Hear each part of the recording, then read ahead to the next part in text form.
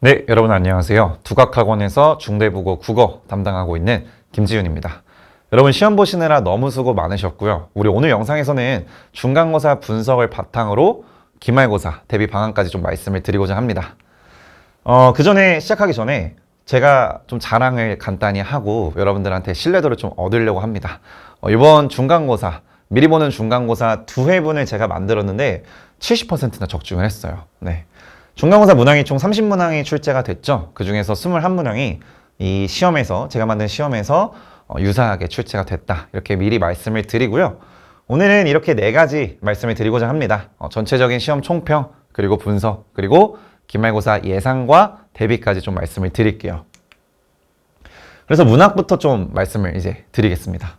문학은 낯선 표현이 정말 많이 나왔어요. 그러니까 우리가 학교에서 배우는 거나 교과서에서 보던 그런 표현들이 아니라 이 시험에서만 따로 출제되는 그런 표현들이 있었죠. 중대국어가 지금까지 항상 출제 패턴이 그런 식으로 나왔었는데 역시나 이번에도 그렇게 나왔습니다. 그리고 이제 눈여겨봐야 될 점이 학교에서 배우지 않는 우리 부교재 올림포스를 사용하고 있는데 단순히 교과서와 연계해서 출제된 것만이 아니라 이 부교재에서만 또 따로 출제가 됐다라는 점을 포인트로 잡을 수 있겠고요. 이런 걸 우리가 본다는 게 이제 문학 작품을 단순히 암기만으로 접근한 게 아니라 좀 우리가 응용하고 직접 해석도 해보고 그렇게 좀 심층적으로 문학을 이해할 수 있는지 그런 부분들을 물었던 시험이다. 이렇게 정리가 되겠습니다. 등급 가르기 문항은 한 개가 문학에서 출제가 됐고요. 문법에서는 등급 가르기 문항이 두 개가 출제가 일단 됐고 문학보다는 하나가 더 많죠.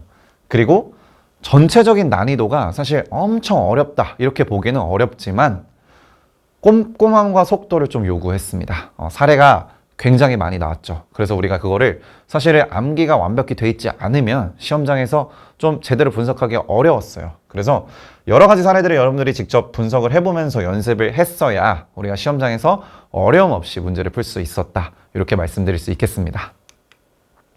자, 그래서 출제 범위와 비중을 좀 정리를 해봤고요. 궁금하신 분들은 멈추시고 잠깐 왼쪽이 이제 객관식, 오른쪽이 서답형 이렇게 비중을 말씀을 드리는 거고요. 갈래별로 어떻게 문제가 몇 개씩 출제가 됐고 배점은 몇 점이고 출제 범위는 어떻게 돼 있고 등급 가르기 문항은 어떻다 이렇게 말씀을 드릴 테니까 멈춰놓고 보시면 되겠고요. 우리가 좀 눈여겨봐야 되는 거는 이제 등급 가르기 문항이 어디서 출제됐냐입니다. 문학에서 이번에는 서정갈래에서 하나가 출제가 됐죠. 네. 그리고 문법에서 두 개가 출제가 됐습니다. 그래서 요거 바탕으로 조금 있다가 기말고사 때 어떻게 출제될지를 말씀을 드릴게요. 자, 그리고 등급 가르기 문항이 결국엔 여러분들이 가장 관심 있어 하는 부분일 거예요. 왜냐면 1등급을 받으려면 이 문제들을 우리가 적어도 한 개 이상, 두 개, 세 개까지 다 마치고 가야 되거든요. 그렇기 때문에 하나씩 좀 말씀을 드리면은 이 현대시 이번에 교과서와 부교재 연계 작품으로 이제 가부터 라까지 작품 나왔죠. 그쵸? 거기서 사실 가장 좀 핵심적으로 물어보고 싶었던 건 뭐였냐면 우리 학생들이 이 시어에 대해서 혹은 시 개념어에 대해서 심층적으로 이해를 할 수 있느냐 요거를 물어봤습니다.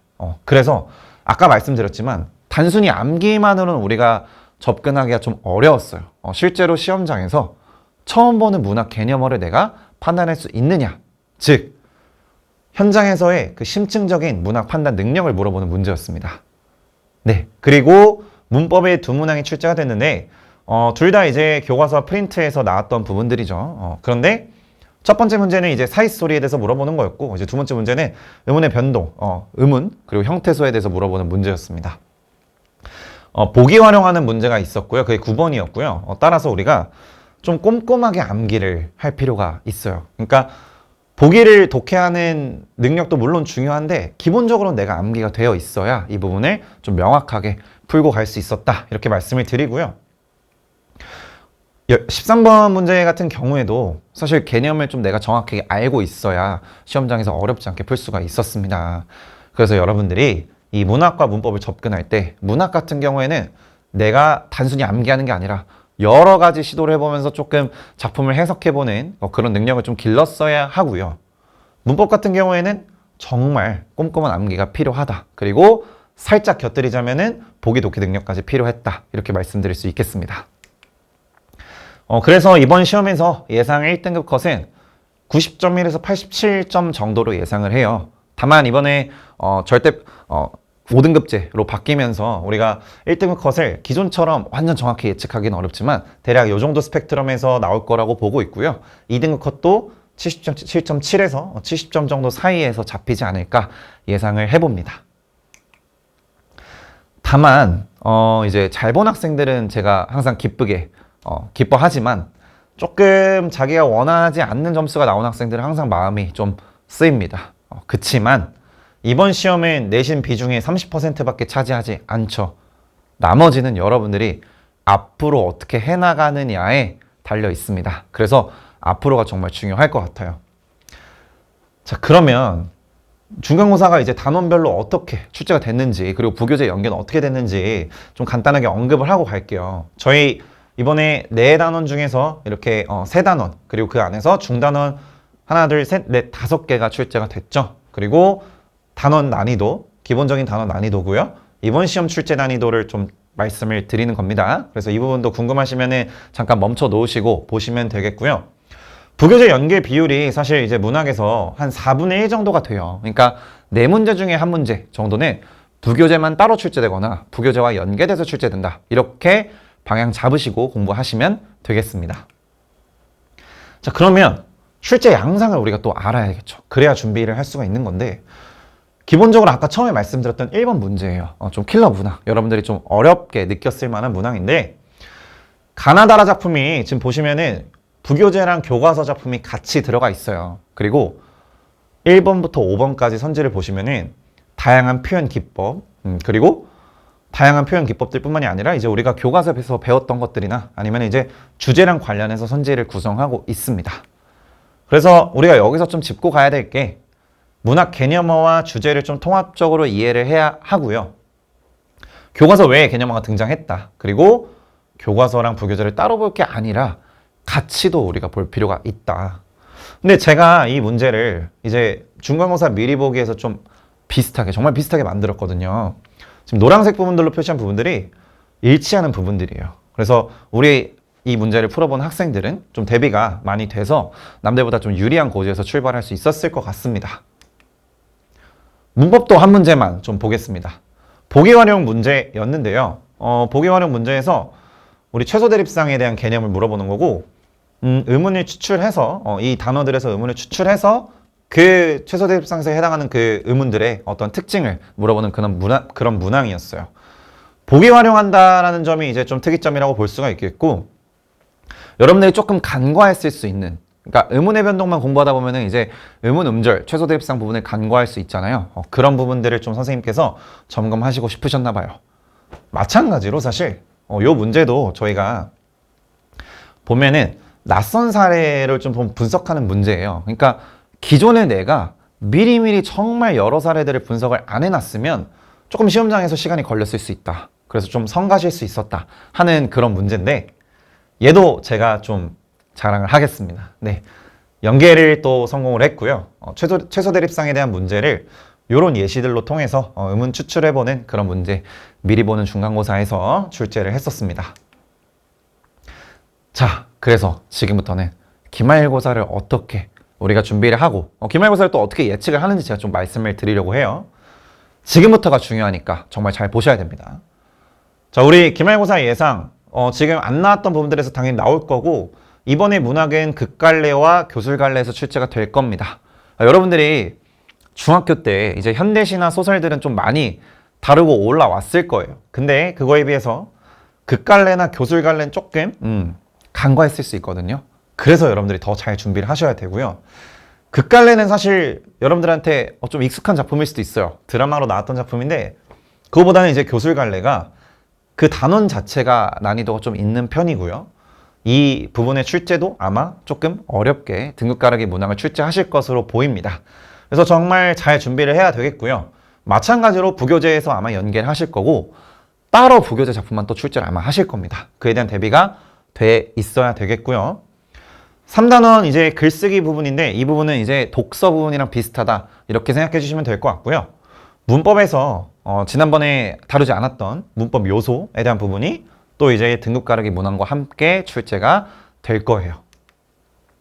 자, 그래서 기본적으로는 우리가 똑같습니다. 현대 C랑 소설을 접근하는 방법과 똑같은데 이 극수필을 우리가 이 두 갈래 개념을 좀 명확히 알고 그리고 그거를 우리가 부교재에 적용도 해보고 부교재와 교과서에 있는 작품들을 비교도 해보고 그런 식으로 좀 접근을 해야 되겠고요. 마찬가지로 낯선 개념으로 출제를 하실 겁니다. 따라서 단순 암기는 좀 지양해 주시고 우리가 깊이 있게 작품을 분석을 해야 된다. 이걸 다시 한번 좀 강조해 드릴게요. 이번 시험에서는요. 지난번 시험보다 조금 어려울 수 있습니다. 이번 중간고사보다 기말고사가 조금 더 어려울 수 있기 때문에 등급 가르기 문항은 1개에서 2개까지도 나올 수 있다. 이렇게 말씀을 드리고요. 문법 같은 경우에는 방금 말씀드린 것처럼 출제 부분이 문법 요소죠. 근데 이 부분을 알려면 문장 파트와 형태소 개념도 당연히 알고 있어야 됩니다, 여러분. 그래서 문법을 좀 초반에, 기말고사 대비하는 그 초반에 좀 잡고 가줘야 돼요. 요런 곁다리 개념까지 좀 우리가 알고 가야 되고, 마찬가지로 낯선 사례들을 많이 이제 출제를 하시겠죠. 그래서 우리가 이것도 정말 여러 가지 시험에 나올 수 있는 케이스들을 하나하나 좀 다 분석을 해 두고 가야 됩니다. 똑같이 등급 가르기 문항도 이제 2개 최소한 출제가 될 거고요. 3개까지도 출제가 될 수 있습니다. 그래서 좀 어려운 기말고사의 대비를 우리가 해야겠다. 이렇게 말씀을 드립니다. 자, 그러면 어떻게 해서 우리가 좀 고득점을 받을 수가 있느냐. 영역별로 좀 말씀을 드릴 건데 아까 말씀드린 것처럼 사실 크게 다를 건 없거든요. 이 극갈래와 교술갈래는 여러분들한테 좀 낯선 갈래일 수 있습니다. 그래서 여러분들이 갈래의 개념 자체를 좀 잘 알아주셔야 되겠고요. 마찬가지로 부교재와 연계하는 문제, 킬러 문항, 등급 가르기 문항으로 나올 수 있기 때문에 대비를 해주셔야 되겠습니다. 문법은 이번 시험에서 정말 프린트가 유효하게 작용을 했어요. 그래서 여러분들이 프린트 주목해서 잘 봐주셔야 되고 그 안에 있는 숨어있는 출제 요소들을 제가 파헤쳐 드리고자 합니다. 네, 직접 여러분들이 사례를 분석을 해야 되고요. 계속해서 피드백 받으면서 자기 실력 계속해서 키워 나가 주셔야 됩니다. 그리고 이제 3단원이 출제가 되면은 작문 파트인데 이제 독서 성격이랑 좀 비슷해요. 그래서 여러분들이 비문학 접근하듯이 공부를 해주시면 되겠고 지문 자체를 그래서 좀 암기를 해주셔야 돼요. 그래서 내가 시험장에서 이 지문을 읽는 게 아니라 정말 빠르게 스캔하면서 필요한 내용들 체크해 주시고 가면 되겠습니다. 다만 비문학 성격과 비슷하다고 말씀을 드렸죠. 그러다 보니까 좀 양질의 변형 문제들을 여러분들이 풀어보셔야 됩니다. 그래야 시험장에서 당황하지 않거든요. 네, 이런 부분들 고려를 좀 해줘야 되겠고 그래서 여러분들 이 공부를 할 때는요. 사실 반복이 정말 중요해요. 저도 처음에 이제 공부를 할 때는 한 번에 뭔가 좀 잘하려고 많이 했던 것 같은데 사실 그건 조금 비효율적일 수가 있고요. 여러분들이 공부를 할 때는 정말 최소한 7회독은 해주고 시험장에 가야 됩니다. 그래서 우리가 이렇게 처음에 헷갈리는 개념 비교로 좀 시작을 해줘야 되겠고 그걸 바탕으로 출제 포인트 확인을 하는 거 요게 이제 수업 때 진행되는 1회독이 되겠죠. 그리고 빈칸으로 여러분들이 개념을 채우면서 직접 내가 암기한 걸 한번 점검을 해본 다음에 기출 변형, 기출이랑 변형을 같이 풀어보면서 실전 훈련을 해줘야 됩니다. 여기서 끝나면 안 되겠죠? 주간지에서 여러분들 계속해서 반복해 주실 거고요. 여러분들 학교 기출뿐만이 아니라 해당 단원에 대한 기출 문제들 계속해서 반복하면서 풀어봐야 되고 매주 제가 이제 문법 같은 경우에도 첫 주에 시작을 하지만 1주, 2주, 3주, 4주 쭉쭉쭉 계속 문법을 진행을 합니다. 그래서 자연스럽게 여러분들이 복습을 할 수 있게 만들어드리고 있고요. 서술형으로도 여러분들이 연습을 해주셔야 돼요. 네, 서술형 대비를 매주 테스트로 진행을 해주셔야 되겠고 기말고사 미리 보기에서 다시 한번 반복을 해주고 네, 손필기까지 그러니까 적어도 7번, 많으면 8번까지 복습을 해주셔야 정말 좋은 점수를 얻을 수 있습니다.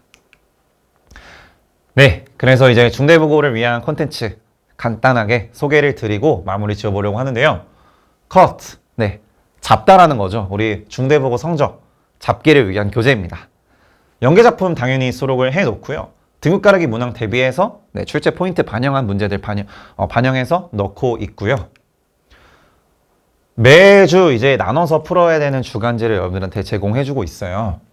부교재에 있는 변형 문제 당연히 있고 다수의 기출문제, 제작 문항, 네, 아까 말씀드렸던 그런 양질의 변형 문제들은 제가 직접 만들고 있습니다. 그래서 여러분들이 사실 이 주간지는 좀 학습 루틴을 만드는 데 최적화되어 있다 이렇게 봐주시면 되겠고요. 미리 보는 기말고사를 아까도 말씀드린 것처럼 제가 정말 적중에 정말 힘쓰고 있어요. 다만 제가 2번 실시를 하는데 그중에 한 번은 조금 매운맛으로 진행을 하고 있고 한 번은 학교 시험이랑 완전 똑같이 만들려고 좀 노력을 하고 있어요. 그래서 이런 부분들을 여러분들한테 제공해주고 있다. 그리고 마지막으로 학교 손필기. 학교 선생님이 필기하신 거 이제 다 통합을 해서 여러분 시험 전에 이것만 읽어도 시험을 좀 잘 볼 수 있게 준비를 해주고 있습니다. 그리고 이제 여러분들이 이제 저랑 수업을 하게 되면은 저는 이제 무조건 여러분들 성적 만드는데 올인을 할 거예요. 그래서 일단 기본적으로 1대1 클리닉은 진행을 하고 있고요. 여러분들이 질의응답하는 것뿐만이 아니라 제대로 공부를 하고 있는지 점검을 할 거고요. 수업 과제에 대해서 여러분들한테 항상 상세하게 피드백을 줄 겁니다. 그러니까 내가 오늘 해온 숙제가 뭐가 부족한지 그리고 뭘 채워야 되는지 말씀을 드릴 겁니다. 아직 제가 많이 젊습니다. 그래서 24시간 동안 여러분들이 질문이 있다면은 열심히 답변을 해줄 거예요. 자, 그리고 저는 이제 수업에서 본질적인 실력 향상을 목표로 해요. 우리 중대부고에서 원하는 게 수능적 사고를 같이 갖추는 거기 때문에 이렇게 수업을 진행을 하고 있고 항상 시험에 그치만 직결되는 수업을 하려고 합니다. 그러니까 좀 원리에만 머물지 않고 그거를 여러분들이 적용할 수 있게 도와줄 거고요. 수업 방향은 이렇게 진행이 됩니다. 계속해서 반복을 하면서 여러분들한테 출제 포인트 주입시키고 그대로 여러분들이 체화해서 풀 수 있게 도와주는 게 제 역할이라고 생각을 합니다. 네. 그렇게 해서 중대부고 여러분들이랑 5월 14일, 17일 날 수업에서 뵙는 걸로 하고 오늘 영상은 여기서 마무리하도록 하겠습니다. 감사합니다.